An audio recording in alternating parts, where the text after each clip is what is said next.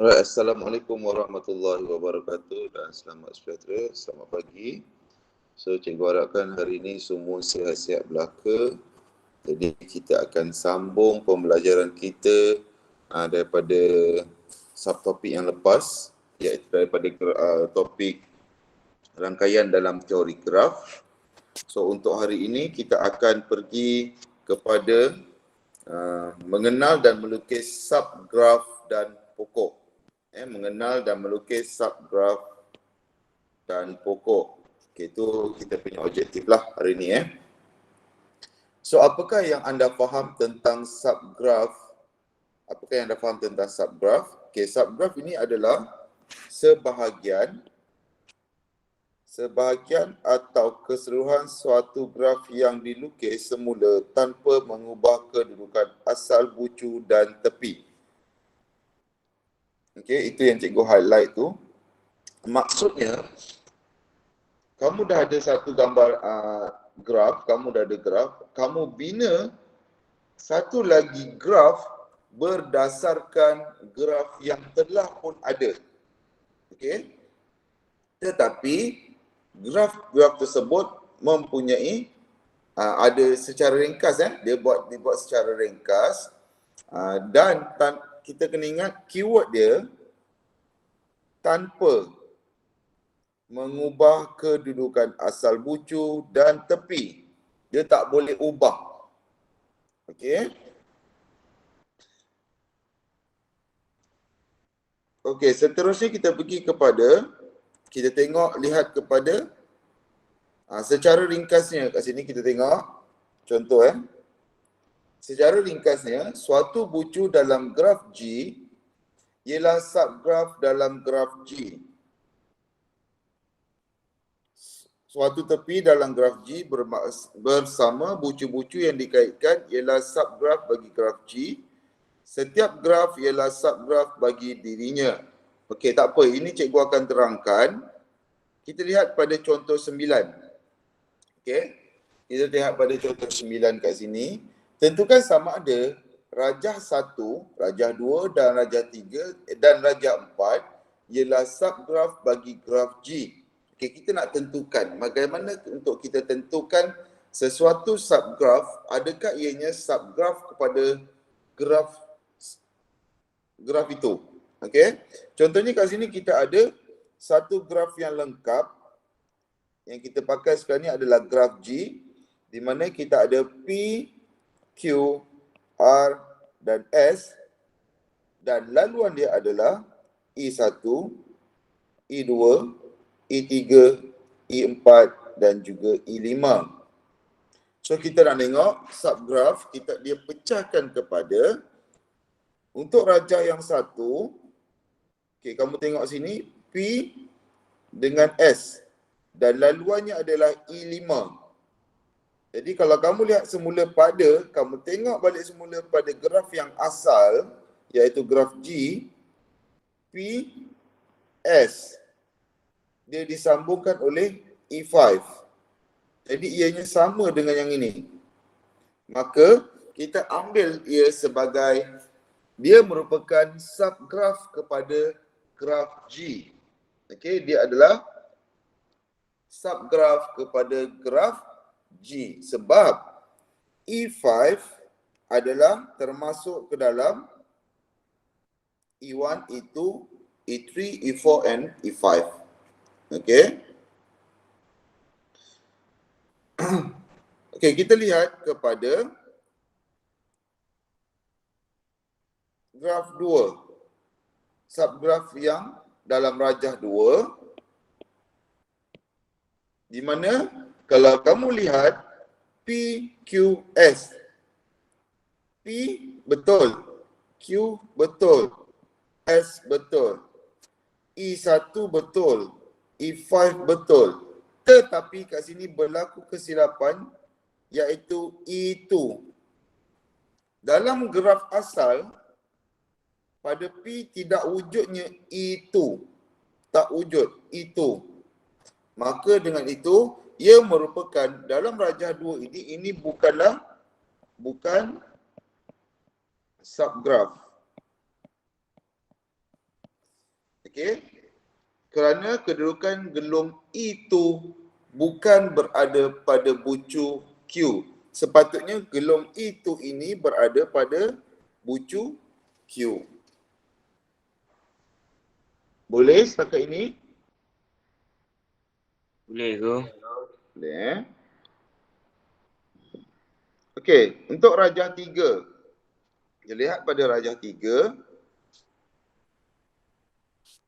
PS. Kita lihat pada PS. P betul, S betul, Q betul. Itu betul. Tetapi yang menjadi masalah sekarang adalah E3. E3 tidak boleh berada di situ sepatutnya. Dalam graf asal E3 berada pada line yang ini.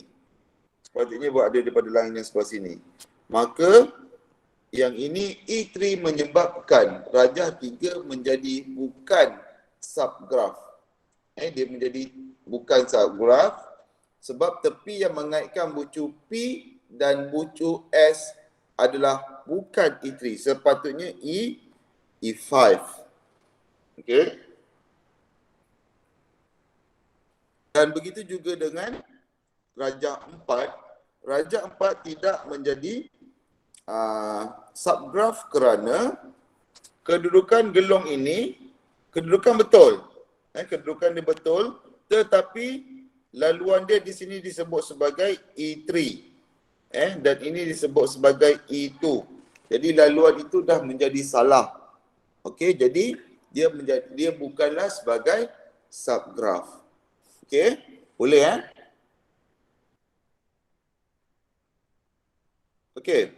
So kemudian seterusnya kita lihat pula kepada apakah yang anda faham tentang pokok. Ini bukan pokok yang berada kat luar rumah tu.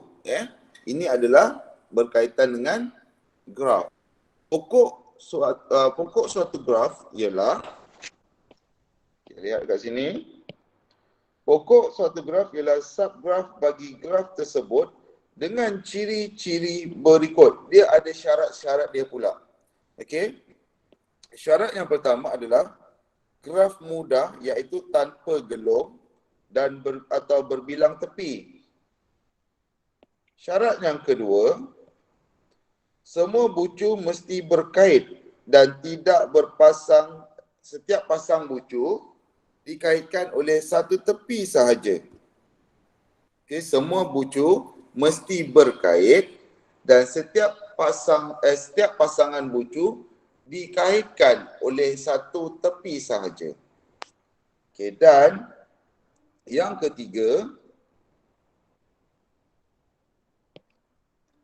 bilangan tepi, untuk mendapatkan bilangan tepi, mesti bilangan bucu ditolakkan dengan 1. Okey, mesti. Maksudnya kalau bilangan bucunya ada 7, so bilangan tepi dia akan wujudnya hanya ada 6. Okey. Jadi kita akan lihat kepada contoh di bawah ini. Contohnya rajah 1 yang kita lihat pada di sini, rajah 1. Okey. So rajah 1 ini dia ada 1, 2, 3, 4 dan 5. Okey, dia ada 5 bucu.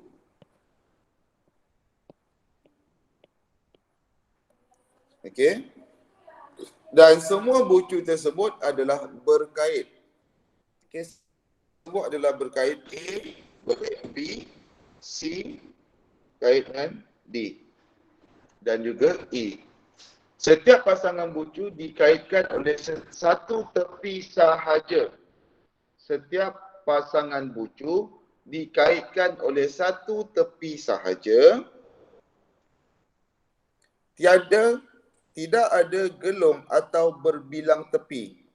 Okey, tak ada gelung dan berbilang tepi, betul sebab tak ada wujudnya gelung, tak ada berbilang tepi. Cikgu harap ingat lagi lah apa itu gelung, apa itu berbilang tepi. Dan bucu ada 5, tepi ada 4. 1, 2, 3, 4. Okey. Ini yang dinamakan sebagai pokok. Kita lihat pada yang rajah 2, ia bukan pokok kerana bucu B dan bucu E boleh dikaitkan dengan dua cara. So B dan E boleh dikaitkan dengan dua cara. Okay. B boleh pergi ke E, B juga boleh buat dia lalu dua cara. Faham tak maksud dia? Faham. Antara E, untuk B dengan E, dia boleh pergi dua cara. Kamu boleh pergi laluan A, Q laluan, ataupun kamu boleh pergi laluan ini. Dia ada dua laluan. So, itu bukanlah menjadi pokok. Tak bolehlah. Dan syarat yang ini juga tidak memenuhi sebab dia mempunyai 5 bucu dan juga 5 tepi. Okey. So seterusnya kita lihat kepada contoh 10 yang berada dalam buku teks kamu.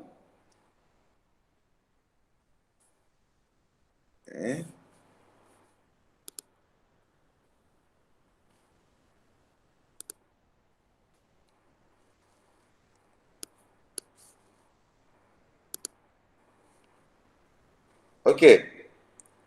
Untuk contoh 10, kenal pasti sama ada pokok atau bukan pokok untuk rajah di bawah. Berikan justifikasi anda. Maksudnya nyatakan kenapa dia pokok ataupun bukan pokok. Okey, untuk yang A. Untuk A, ianya adakah ia sebagai pokok? Bukan pokok kerana dia mempunyai 6 bucu. Okey, sekarang ni kita ada 6 bucu. 1, 2, 3, 4, 5, 6. Tetapi tepi dia ada berapa? 1, 2, 3, 4, 5, 6, 7. Di dalam situ je dah menjadi salah. Dia dah menjadi silap sebab dia mempunyai 7 tepi. Yang sepatutnya apa dia? Bucu 6, tepi sepatutnya ada 5. Bucu mesti ada 5 sahaja. Sebab dia mesti N tolak 1. N tu adalah bilangan bucu. Okey? Dan satu lagi kalau kamu lihat, untuk Q, dia boleh dua laluan. Satu, laluan pertama, ataupun dia boleh lalu U, T, Q. Dia boleh ada laluan lain. Itu yang tak boleh. Okey, kita lihat pada yang B. Untuk yang B, untuk B pula, adakah ianya pokok? Yes, dia adalah pokok. Kenapa dia menjadi pokok? Sebab dia mempunyai 6 bucu dan ada 5 tepi. 1, 2, 3, 4, 5. Okey, ada 5 tepi. Dan kamu juga patutnya kamu nampak di sini di mana setiap bucu dihubungkan hanya satu tepi sahaja. Untuk syarat yang dia tanpa gelung dan juga tanpa berbilang tepi. Yang ini. Satu tepi sahaja dikaitkan oleh satu tepi sahaja.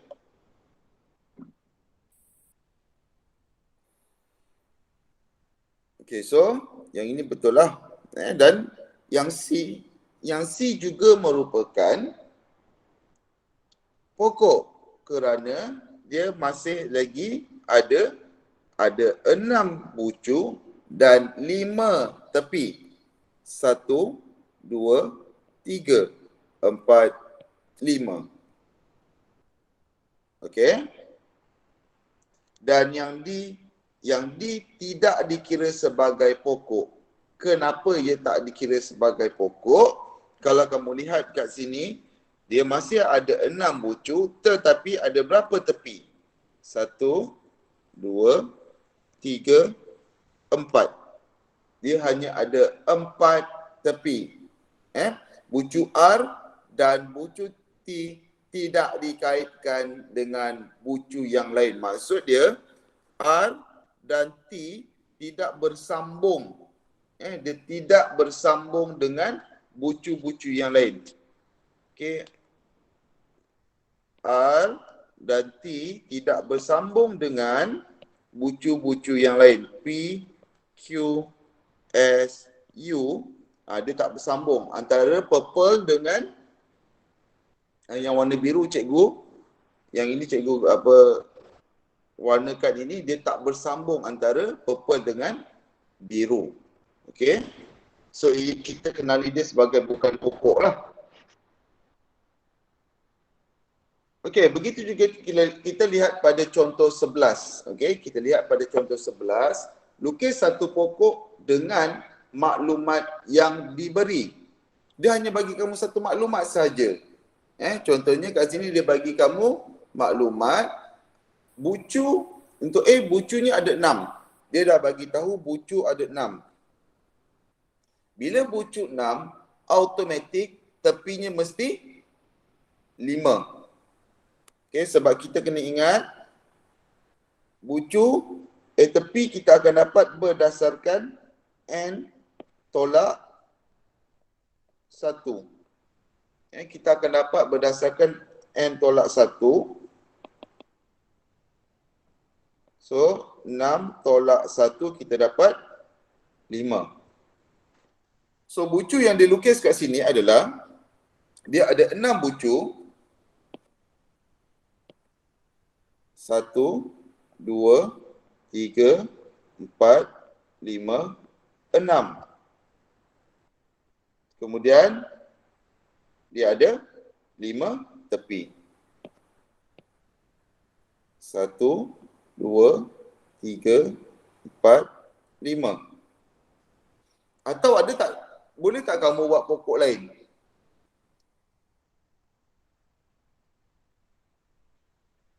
Boleh tak? Okey, cikgu cuba buat bentuk lain. Sekarang ni kita ada 6. Okey, kita ada 6. 1, 2, 3, 4, 5, 6. Kita boleh tak buat 1, 2, 3, 4, 5. Pun boleh juga.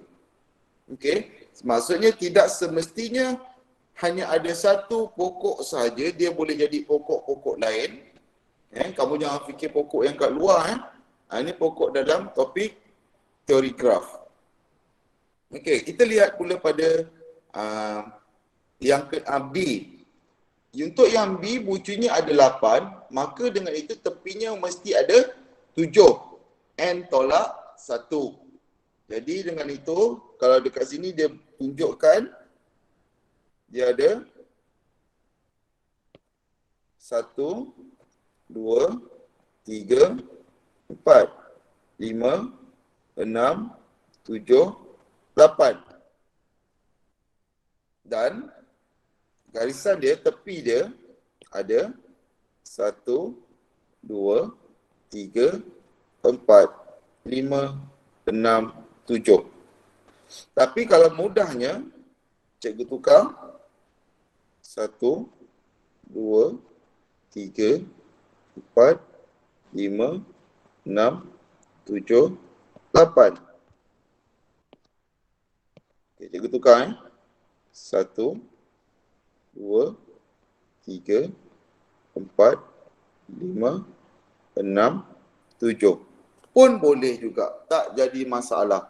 Sebab kita dah, yang penting kita dia mesti ingat balik pada syarat dia.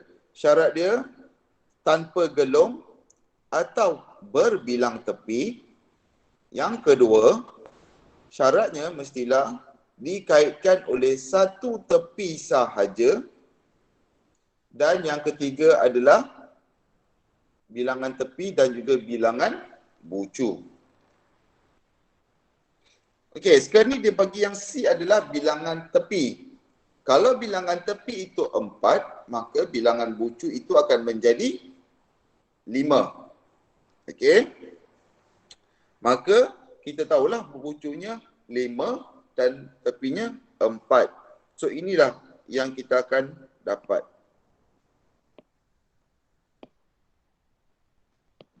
1, 2, 3, 4, 5. Bilangan tepi. 1, 2, 3, 4. Okey, begitu juga dengan yang D. Bilangan tepi dia ada 9. Bilangan bucu dia akan ada 10. Kamu nak buat macam cara cikgu pun tak ada masalah. 1, 2, 3, 4, 5, 6, 7, 8, 9, 10. Sambungkan je. 1, 2, 3, 4, 5, 6, 7, 8, 9. Pun boleh. Tak ada masalah. Faham tak ni? Faham. Bagus.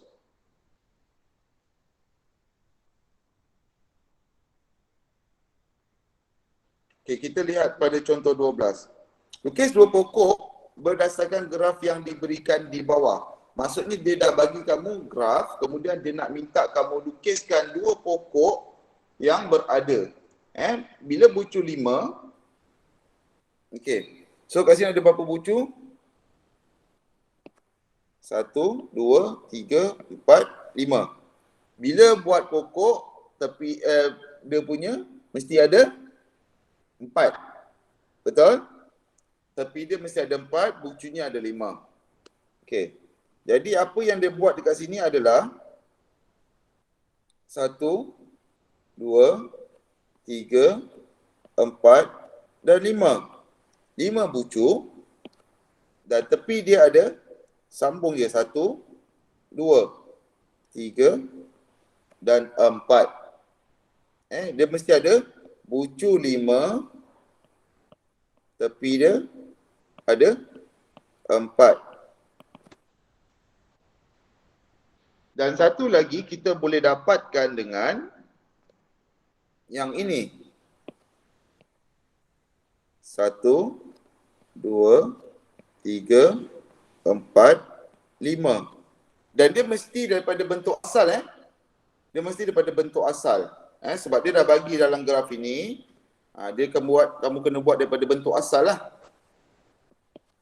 Jadi kita akan dapat 1, 2, 3, 4. Dia tak ada gelom tepi, dia tak ada gelom, dia tak ada berbilang tepi dan dia setiap ni kat sini ayat dia dikaitkan oleh satu tepi sahaja.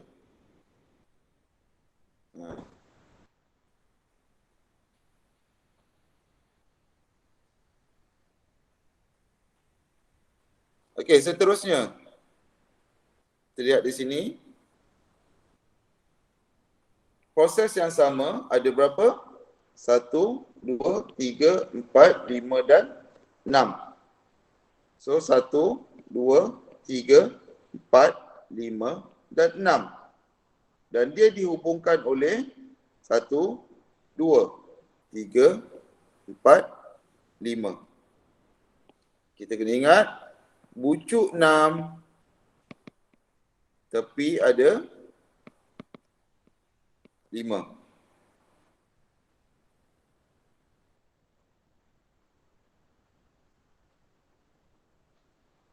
Okey. Kemudian kita lihat yang ini yang kedua. 1, 2, 3, 4, 5, 6. Dan dia dikaitkan oleh satu tepi sahaja. Okey, ini dengan ni satu tepi. Bucu ini dan bucu yang ini di satu tepi. Satu tepi juga. Satu tepi dan satu tepi. Maksudnya bucu ini dengan bucu ini dikaitkan oleh satu tepi. Bucu ini dan bucu yang ini dikaitkan oleh satu tepi sahaja. Okey? Boleh? Boleh setakat ini? Boleh cikgu. Boleh ke? Alright, kita seterusnya kita pergi kepada contoh 13. Raja di bawah menunjukkan satu graf tak terarah dan berpemberat. Lukis satu pokok dengan jumlah nilai pemberat yang minimum. Dia nak yang minimum. So kita lihat kat sini kita ada P, Q, R, S dan T. Dia ada 5 bucu. Ada 5. So tepi ni akan jadi 4. Okey. So kita tengok dia kan lukis satu pokok yang jumlah nilai pemberatnya yang minimum. So kita tengok P dengan nak pergi T. 19 atau 25. Siapa yang lebih kecil? 19 akan jadi yang lebih kecil. Okey. So kita tengok balik.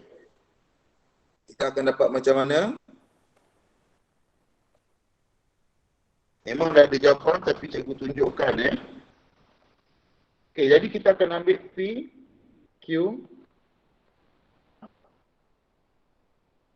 dan T. So antara dua, P pergi ke Q, P pergi ke T. P pergi ke T adalah yang lebih kecil, iaitu 19.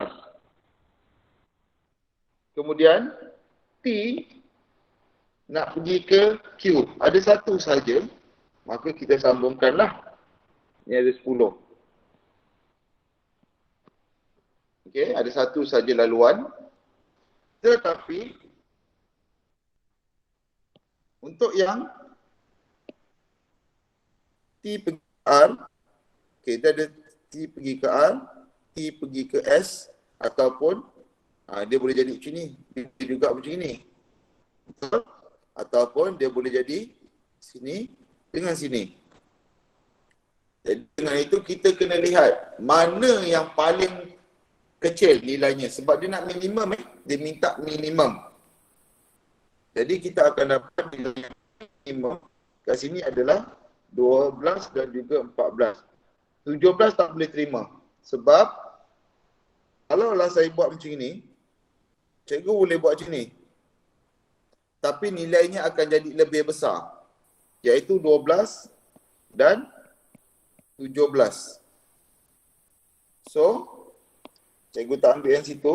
Laluan dia kita akan ambil 12 dan juga 14.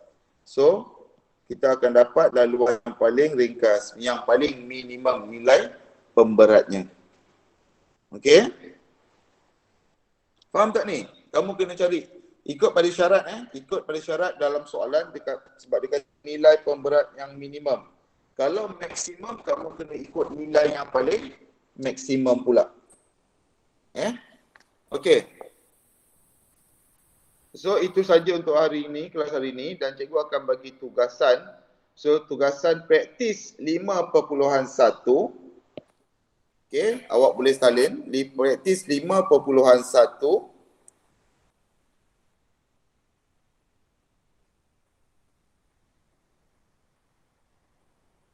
Okey, cikgu nak nombor 2. Nombor 2 cikgu minta B.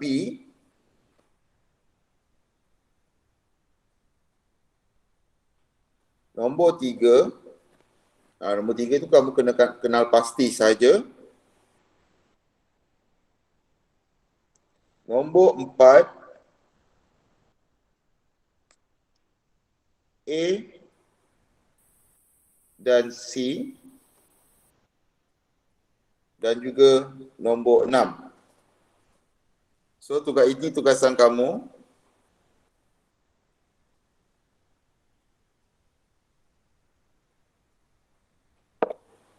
Ini tugasan, okey? Alright, so itu saja untuk kelas kita pada pagi ini. Cikgu harapkan semua berada dalam keadaan patuhi SOP kalau kamu ke mana-mana. Jaga jarak, jaga kesihatan, pakai mask muka dan juga pakai hand sanitizer. Okey, jaga diri masing-masing. Sekian, terima kasih. Assalamualaikum dan selamat sejahtera. Bye. Terima kasih cikgu. Cikgu. Terima kasih cikgu. Sama-sama. Cikgu.